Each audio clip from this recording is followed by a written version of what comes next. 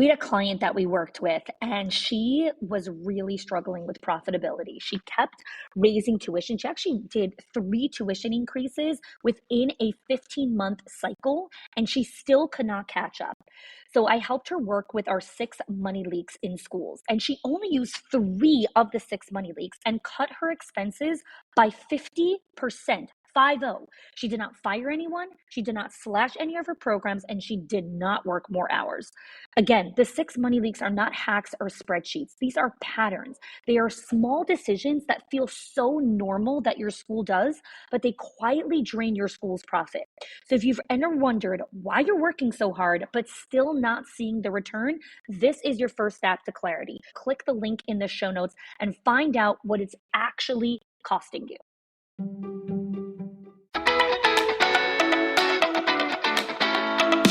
Welcome to the Schools of Excellence podcast, where we have conversations about education, leadership, and building a school of excellence. The goal on this show is to bring you clarity, up-level your mindset, and give you practical strategies and inspiration so you can show up with confidence and trust your decision-making. I'm Chani Wilshansky. I'm a mom of 4 under 10, a former New Yorker, and been in the early childhood field my entire life. And I'm so grateful that you've joined me for this conversation. Hello there. Welcome back to another episode of the Schools of Excellence podcast. Today, I sit down to have a conversation with 3 amazing school leaders who are based out of the UK. They all share their story and their unique perspective on how being inside the Director's Inner Circle over the last 12 months has really transformed their personal leadership, their culture, the relationships that they have with their staff, and the families. One of the unique things that each of them really bring to the table is sharing how some of the specific trainings, the community, the accountability has transformed how they look at themselves and how they look at leadership. So I hope you enjoy this conversation.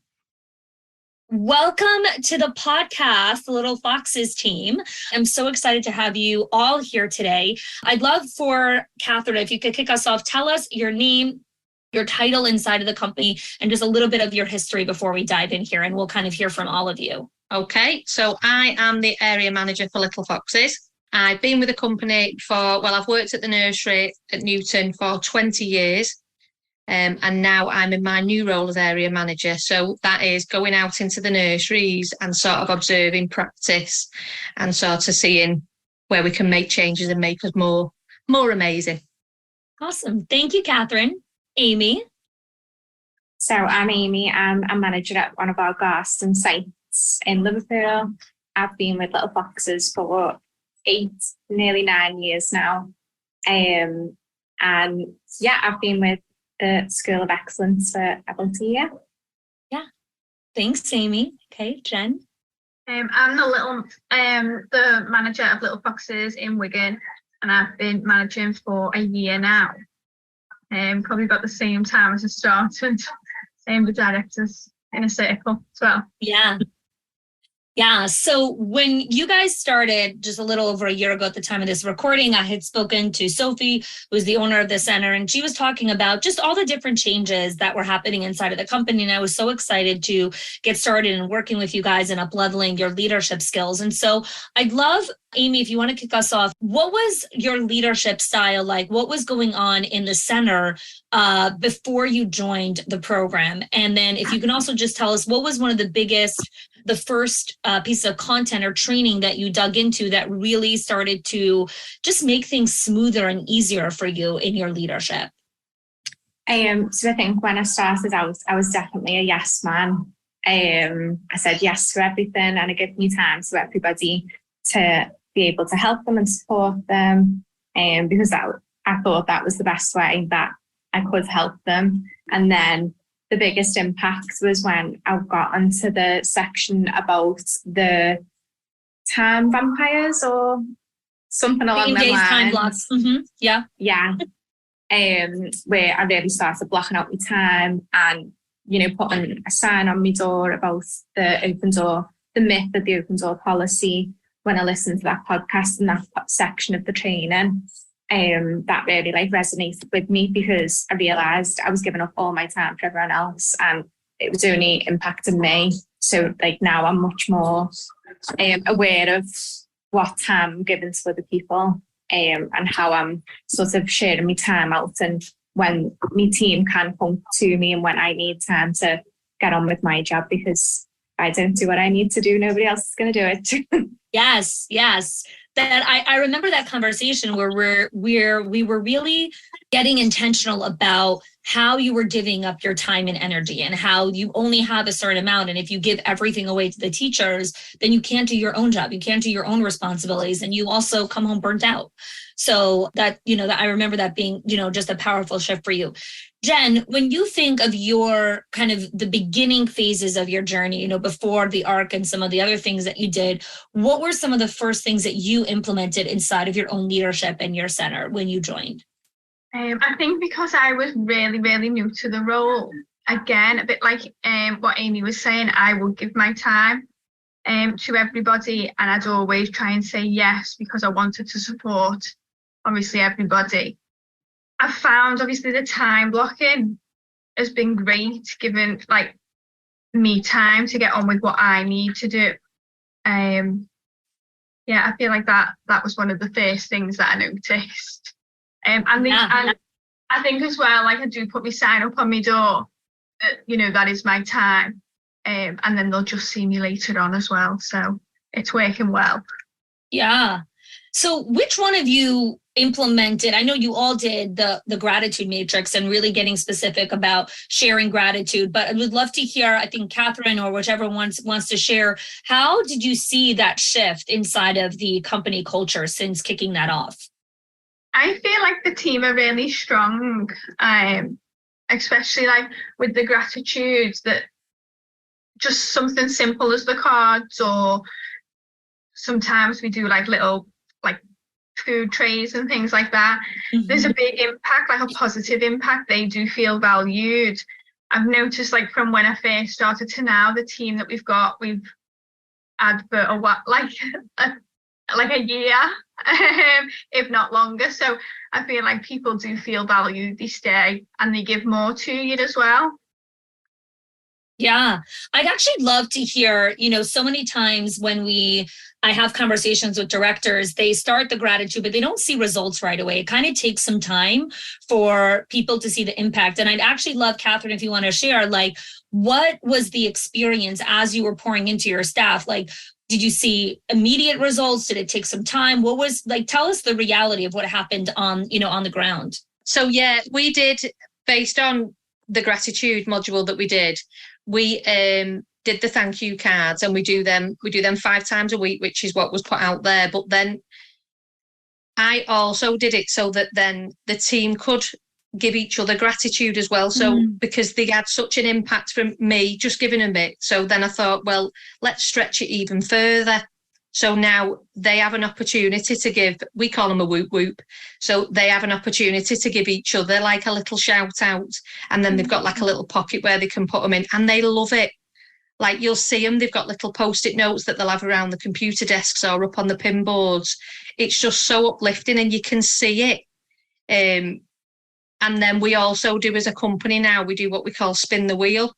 So we nominate a person. So when I'll go round to all the sites, if I think that someone's done really, really well, we then take it in turn at the managers' meetings to put somebody forward, and then we take the wheel and they spin it, and then they get to pick a prize. And it can be like half a day's holiday, a sweetie hamper. So it's lovely. It really, really is. And then we've just had an employee of the quarter as well. Amazing. I love that. One of the things that I love about the content and kind of the journey inside of the program is that every member takes and runs with it and makes it their own. So we have like the foundational pieces of like, okay, let's make sure this is happening. But then your company said, okay, now how are we going to, make this even better? How are we going to make this our own? What else do we need to put inside of here? So I so appreciate when organizations take it and make it their own, because that's the point of it, right? So Amy, I'd love to hear a little bit about your experience in running one-on-ones. I know that, when we first get started with one-on-ones, we kind of think it's going to be so time-consuming, it's going to be so hard, there's so many things that we have to do. So tell us a little bit about how you've enjoyed the experience of one-on-ones and what you've learned about your staff and leading them.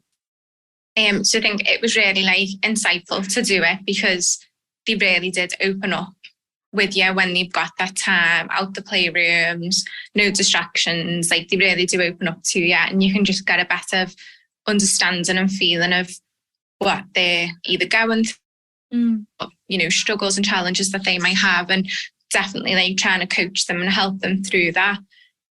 So it was a little bit time consuming because some did take longer than others depending on what they needed to upload, which is absolutely fine. But just using me time blocking to do that, to make sure, right, this morning I'm just going to do one-on-ones, and that's like my sole focus for the morning. And then I give me time to, you know, do my other stuff in the afternoon. And I got through them all within a week. And yeah, it was really nice to just give them a voice and, you know, a chance to be heard and work through anything that they needed. So I thought they were really good. Yeah, I love the mindset shift. And I just want to share here for those that are listening, you know, Amy shared she did her one-on-ones in the morning, and then in the afternoon, she made sure she got through some of the other stuff. What happens a lot when leaders start trying to embrace these new concepts of leading one-on-ones, classroom observations, gratitude, they try to stick it in while they're doing other stuff, and it doesn't work. We need to create the right block, the right time frame, and you'll get to the other stuff, as Amy said, right? It's not that she didn't have other work to do and she didn't have other responsibilities. She had a lot of other stuff to do, but the intentional focus of doing it during that time so she could get through it and really give teachers their voice. So I love that you embraced that, Amy. That's fantastic. Jen, I would love to hear some of your experience. I've got a much smaller team than Amy, so mine's really. That's why I want to hear your experience, right? Because everyone has a different, and that's what's, just before you speak, I just want to share, every person who's listening can find relatability, or they can find how my class is different or my center is different. And so, yes, Amy has a much bigger team. She had a lot of other responsibilities. You have a smaller team, but it's important for people to hear that this stuff works no matter what size team you have, no matter where you are in the world, right? This isn't just about, oh, it only works for UK directors, only works for Italians, it only works for Americans. No, this is across the board for humans. Everyone wants to be seen and heard. So just create that context. Thanks, Jen. Obviously, they're really beneficial. Like, again, having that time out with them, getting to know, you know, maybe something that they're struggling with or they need extra support with, that I'm there for them to help them through that. I know we did speak a while ago about I sort of put in, obviously doing my observations, having that one-to-one, and then the accountability, setting like small goals with them. I feel like that's really benefited my team, that they are accountable for it. But yeah, it takes a little bit longer because you're doing, obviously, all three together. Yes. It really, really works because they're having that time then to sit down and talk to me, and then creating those like goals together and how they're going to do it. It's just giving them a bit more responsibility and giving them like a sense that this is what they're working towards. So I think that like that's worked really well for my team. Yeah. So I'd love if you can take us a little bit deeper into the observation and the accountability and creating those goals, because I know that so many leaders are resistant to holding their teams accountable. They're resistant to setting goals with them. They're like, oh, if I give them more work to do, they'll leave. You know, they won't want to stay here. So tell us a little bit about that and how creating goals with them has actually made them feel better and more empowered. I think obviously at first you do have that, just a bit of a, are they going to leave because obviously the workload, or is it going to break them type thing? But I just found giving them a bit more responsibility, it makes them feel like more valued. That's how I think. So sitting down together, what is it that you want to work on, and like coming up with something together.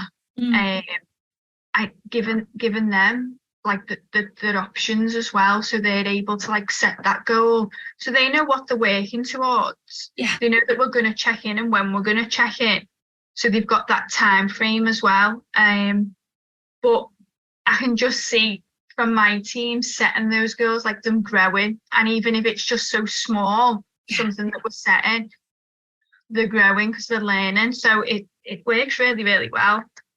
You're giving them agency in their life. And this is such a big learning curve that we need to understand as leaders, that our people actually don't want us to give them everything or tell them exactly what to do or, spoon feed them everything. They actually want agency. They want to feel like adults. They want to feel like grown-ups. And when we set goals with them, they have agency. And when someone has agency, you gave them dignity.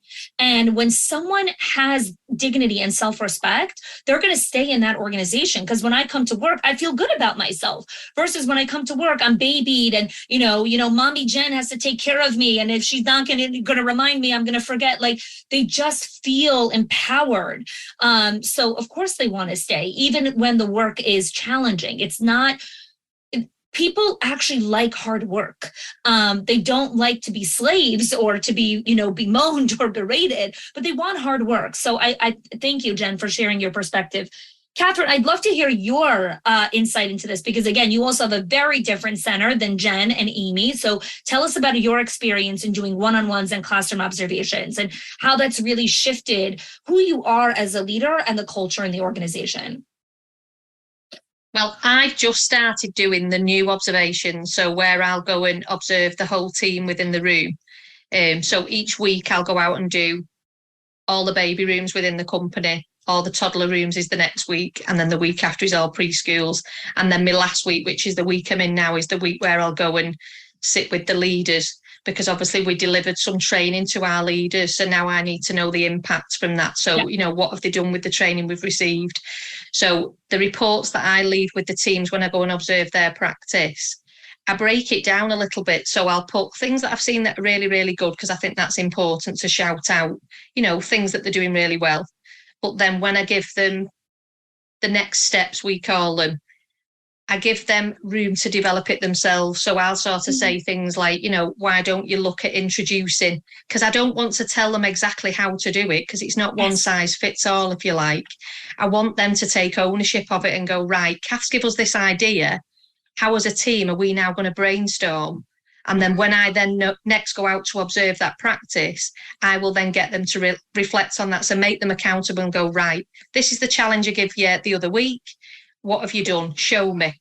And then we'll explore it and unpick it. So I think with all the skills that I've been given, I think that really helps. And also when we did the work on the 4 shields, so when you're speaking to people where it might be a difficult conversation because you've seen something that wasn't right practice or whatever it might be, it's about understanding that where they are as a person, I suppose, and the way that you can deliver it. And so I think when you do anything now with practitioners or with the leaders, when we're at managers' meetings and things like that, it's about knowing them as individuals and how to deliver it and how that's going to be received to make them the best people that they can be. Yeah, just the whole mindset and the way you approach every conversation, Catherine, is drastically different than a year ago, right? You approach it with intentionality, with purpose, and there's a level of confidence that I just hear inside of you that's so different. And I want to touch on that in a moment. But for those of you that are listening, Catherine's referring to the 4 shields of the difficult conversation, which is a training that we have. We also have several podcasts on, and we'll link those in the show notes here as well. I'd love to, and Amy, if you want to kick us off here, how has being inside of this program up-leveled who you are as a person, whether that's in your confidence, in your personal life, in your own relationships? Like, where have you seen that shift? Because I know when we grow in one area, it does filter to other areas as well. So tell us a little bit about that. Yeah, definitely. I think it's affected me, like, personally as well. Because with being a yes man, like, I'd just be like, yeah, I'll do it. Yeah, I'll help.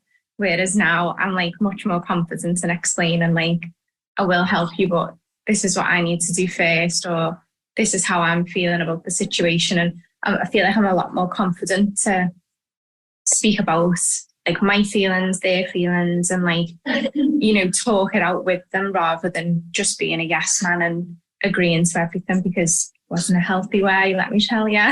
Yes. And it was leading to, like, burnout and everything like that. So I feel like I've got a lot more confidence to be able to, like, speak up and say, how I'm feeling, and this is what I want to do with the situation, and we can work together on that. And just managing my time a lot better as well. Blocking my time out, whether that be, like, doing the one-on-ones and, making time for that first. Because just life's busy, and if it didn't make time, but it just wouldn't get done. So yeah, I think I'm much better at managing the time and just speaking up, really. Yeah, I love that. I love that. Catherine, can you tell us a little bit about your experience and how you've evolved as a person in being part of the program? For me, it was the work-life integration, because I like to be busy. I do, because that's what I've always been like. But I think I've learned more that I do need time for me. Mm. And I am, Little Foxes is my life, and it is very, very important to me. And this is what I've always done. So, but I also do need time just for me. So I think that's what's made me think, right, when I go out to these practitioners, I want to give them all of me on that day. But then I know that I need to go home and just have time for me. I love that all of you have really honored your boundaries and your personal energy and time. And this is what creates longevity and sustainability in the industry, because when we understand that there's no such thing as go, go, go, rest, rejuvenation, recalibration is all part of growth. We can't just push the boulder up the mountain nonstop. We also have to pause, sit on the boulder, take a breath, look around, like just relax for a moment, and then continue up the mountain again, continue going. So I love that you have taken the time to understand, and also not just understand it, but actually take action on it, Catherine. Like, knowing something and doing something are two very different things. One of the things that I love, there's a guy I like following on social media. His name is Jesse Itzler, and he has this great quote, and he says, life is not about can you do it? I know you can. It's will you do it? Will you go and do that thing? So I know that you can take time for yourself, but will you? And I love that you have, right? You've taken the time to do that. Jen, I'd love to hear, how have you seen some impact from the parents or the community in just how you've changed and how the leadership has changed? Have you seen any just differences in how the parents are showing up in the community? I think obviously the parents that we've got are really, really positive. I think from me starting this and growing as a manager, building good relationships with the parents and families that we've got, I do feel that they can come to me and speak to me. Yeah, I think like relationship wise, and because at first when you're a new manager as well, it is about building those relationships with the parent. We do that through different things, like whether we do it during pre-visits, on the pamper meetings, all things like that. I just feel that I've got good bonds with all the parents, and it's a positive relationship. Yeah. So again, I want to kind of highlight what happens here. When we have good relationships, when we have emotional currency, right? Like actual currency with families, and they know that they can trust you, your ability to go and execute and do things inside of the center skyrockets tenfold, because now you're not second guessing, oh, 1 second, if we do this, what's going to happen? If we do this, what? So you're able to move quicker. You're able to, implement things faster. So I think sometimes we don't even recognize the ripple effect of certain actions and the impact of relationships. Catherine, I'd love to hear from you, any impact that you've seen, whether that's from staff or from families, again, as an impact of who you are. I'll tell you a quick story actually before. One of the ladies that I interviewed here several months ago was saying that her accountant actually came to her and said, you're different. Like, what's going on? Like, you're a different person. So sometimes we don't even realize that, like, people on the peripheral are like, hey, 1 second, like something's changing in you. So I'd love to hear, Catherine, just a little bit of your experience. Again, like Jen said, we do a lot with our families. So we've just introduced, just starting, I think it was in January, what we call stay and play workshops, where families can come into the nursery, which obviously we lived in a crazy COVID world, so they've only just really started coming back in. But then you can see, because I go to the site, so I'll see the stay and play sessions where the parents are coming in and they're interacting with the team and interacting with the children and the activities that are going on. And you can evidently see the bonds that the parents have got with everybody. So it becomes like a little family. So you can see the bonds and the relationships that everyone's got. So it's lovely. I love that. I love that. Oh, so great. So I have just a couple more questions. Because there's so much content, there's so much training, there's so much that we have inside of the program. What do each of you feel has been just what you have found most memorable? Was it, the strategic advisory? Is it, the check-in calls? Is it the accountability? Is it the community? What have you found to be like, this was just a huge anchor for you over the last 12 months? And, feel free, Catherine, if you want to start, Jen. I'd say the accountability, but also, obviously when Cass said about the 4 shields, for me, those difficult conversations, I laugh quite a lot, like nervously. So having those difficult conversations and going through like the different steps for each, obviously the different types of people. Sure. It's worked really well for me, and I know now my team and how they'll react when we talk, and I think that's worked well for me because I'm able to know before I go into a conversation. So I've got everything there and planned. Yeah, I think that's amazing. If you can just dig deep a little bit deeper in there, because I appreciate you sharing just vulnerably that, we all have our defenses. For you, it's, nervous laughter. For other people, it's shutting down. For other people, it's, deflecting. Like everyone's got their poison. And so I love that you recognize just like, okay, this is my weak spot when I enter difficult conversations. How am I going to combat that? So how did you really use the resources to better prepare? What did you review it before? Did you study it? What did you practically do to, better equip yourself? I think obviously going through what you spoke, what was in the modules, and then knowing the staff and who they are, and say for example the difficult conversation that we were going to have, you could see maybe how they'd react. So I'd have ways from what you've spoken about. So I'd know how to turn the conversation, and it just helps me. So it's worked really well for me. I feel I'm not laughing as much anymore now. I love that. Isn't that amazing how you can really learn a skill? You can really learn something new, up level, change. You're not a tree. You can evolve and change as a person. Amy, what's been the biggest thing for you? I think it's been the community, on the Facebook group, but as well, just between us as managers, that support and that, just having that sort of team mentality, and knowing that other people are going through the same thing as you and they're there to support. That was a really big thing for me. And when you're seeing people in America or Canada or wherever they are having the exact same challenges as you are, it makes you feel not that I'm happy that they're having them challenges, but I'm not the only one.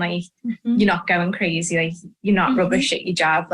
Everybody goes through these cycles and seasons. So just that feeling of not being alone and feeling well supported within your work, really. Yeah. I mean, we know that there's such just a loneliness epidemic across the country, across the globe, really. People feel so isolated. And so I love that you have found not just community, but you found peace and connection within community, because we can be surrounded by so many people and still feel so alone. So I love that the communities supported that feeling of okay, I'm not crazy. We're all going through this. So I love that for you. Catherine, what about you?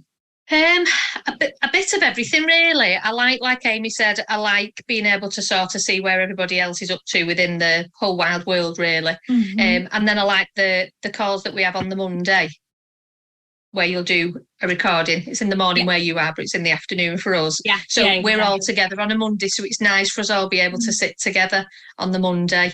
But the main one the module that I really sort of have used an awful lot was Meet the Deadline.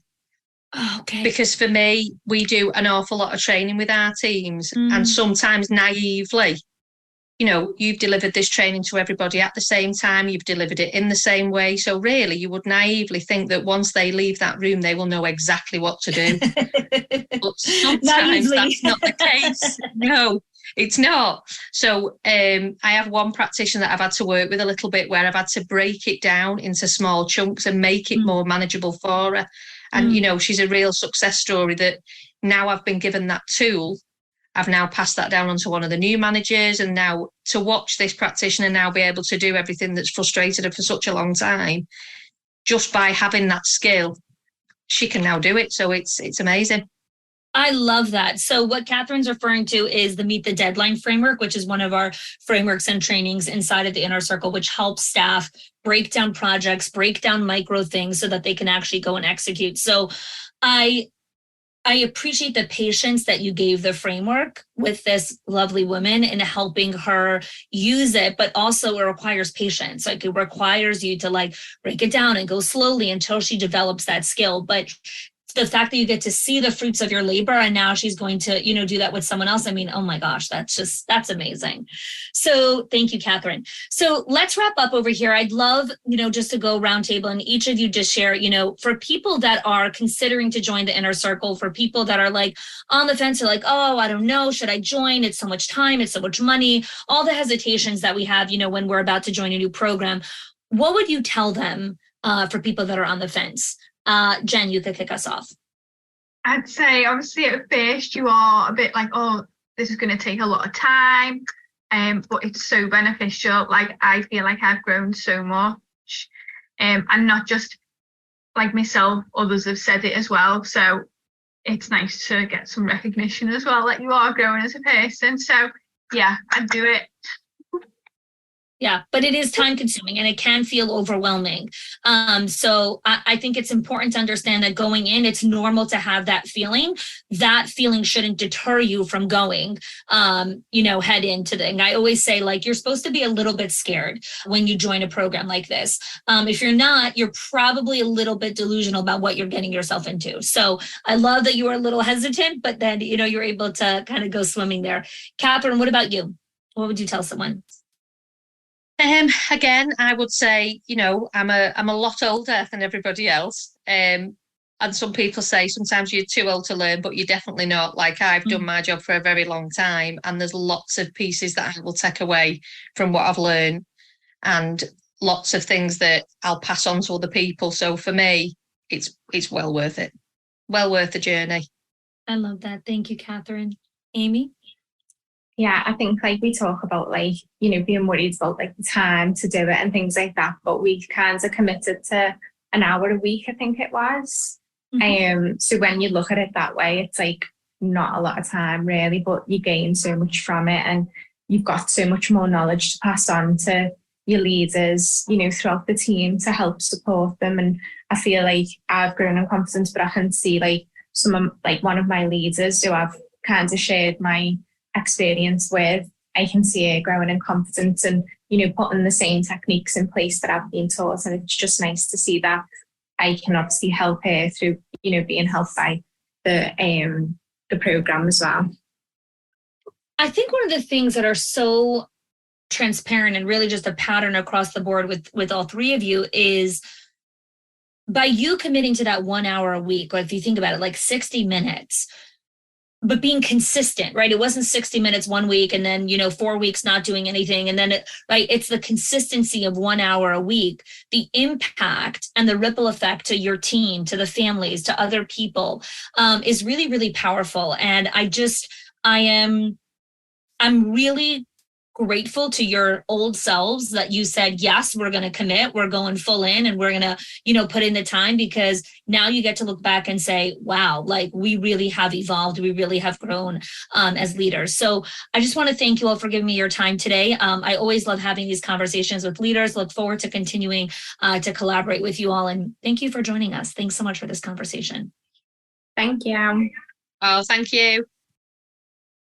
I hope that you enjoyed my conversation with Amy, Jen, and Catherine, and were able to find a part of yourself in one of their stories or in all of their stories. And if you are an owner or director and you've listened to this episode and you are thinking, wow, like some of these trainings or some of the stories that they shared are very similar to what's going on in my center, then I would love to invite you to apply to our Directors in Our Circle program. The link is in the show notes. When we get on a call, when you apply, you and I will get in a conversation, which is a right fit call, and we'll get to know each other a little bit better, get to understand what are your goals, what are your ambitions, tell me a little bit about your center, what are the mile markers you want to reach, and I'll be very upfront and honest and tell you if I think you're a good fit and if we think that we could support you in our journey. The alignment between our company and you is really, really integral to your success. And so that's why we take the time to have these conversations. So if you're curious, please click the link in the show notes, and I look forward to connecting with you. If you are loving the Schools of Excellence podcast and have gotten any value out of it for your school, I would love if you can do two things for me. One, subscribe to the show so you never miss an episode. And two, can you please leave us a review? Reviews help other school leaders know that this is the place to learn how to build a school of excellence. And I would be so grateful if you can do that for us. Your help and support makes this show to be able to be listened by the thousands of other school leaders all around the world. Thanks so much for listening, for giving us your time and attention each and every week, and I appreciate that you have joined us.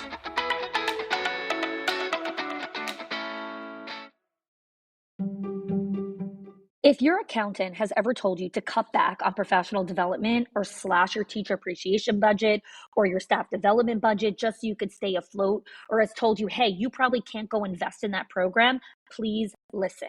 The problem is not that you're spending too much money on your people or yourself or your investment or your support system. It's that your school has invisible money leaks that are draining your profit, leaks that no spreadsheet will ever catch or accountant. So I created the 6 money leaks of schools that show you the 6 core areas that schools lose money every single month without realizing it. If you close even one of them, your profits will start to soar without sacrificing your team. Go get it now and stop blaming the things that are actually building your school.